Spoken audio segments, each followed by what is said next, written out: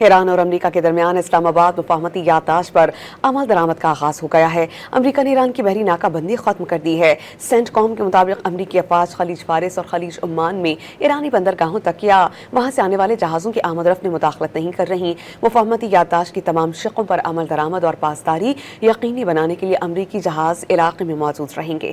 معاہدے پر دستخط کے بعد سے آبنائے ہورموز سے 12.5 ملین بیرل تیل گزر گیا اور دونوں ممالک کے درمیان تکنیکی سطح کی بات چیت کے لیے 60 روز کا وقت شروع ہو گیا۔ امریکہ نے ایران کی بحری ناکہ بندی ختم کر دی۔ سینٹ کام کے مطابق ایران سے آنے اور جانے والی بحری ٹریفک کھول دی گئی۔ امریکی فوج اب ایران سے آنے اور جانے والے جہاز نہیں روک رہی۔ امریکی جنگی جہاز علاقے میں موجود رہیں گے اور معاہدے پر مکمل عمل درآمد یقینی بنایا جائے گا۔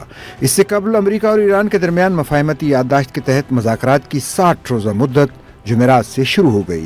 امریکی نائب صدر جے ڈی وینس نے دعویٰ کیا کہ مفاہمتی یادداشت پر دستخط کے بعد ایک ہی رات میں تقریباً 1.25 کروڑ بیرل تیل آبنائے ہرمز سے گزرا، جسے انہوں نے عالمی توانائی کی ترسیل کے استحکام کے لیے ایک مثبت اشارہ قرار دیا۔ I would say the 60-day period officially started today. It was signed late, and it may have even been signed technically, because of the time shift. I think it's signed technically today, Iran time. So, yes, the deal started yesterday. We're going to start the 60-day clock today. امریکی media کے مطابق موجودہ مفاہمتی یادداشت ایک عبوری frame work ہے۔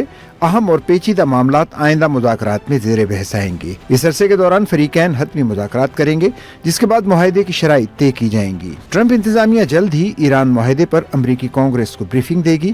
White house نے ایران سے ہونے والا اسلام آباد MOU کا مسودہ کانگریس بھجوا دیا۔ امریکہ ایران مفاہمتی یادداشت کے 14 نکات کے مطابق لبنان سمیت تمام محاذوں پر جنگ ختم کر دی گئی۔ امریکہ ایران کی تعمیر نو کے لیے کم از کم $300 ارب کے منصوبے پر کام کرے گا۔ ایران پر تمام پابندیاں ختم کی جائیں گی۔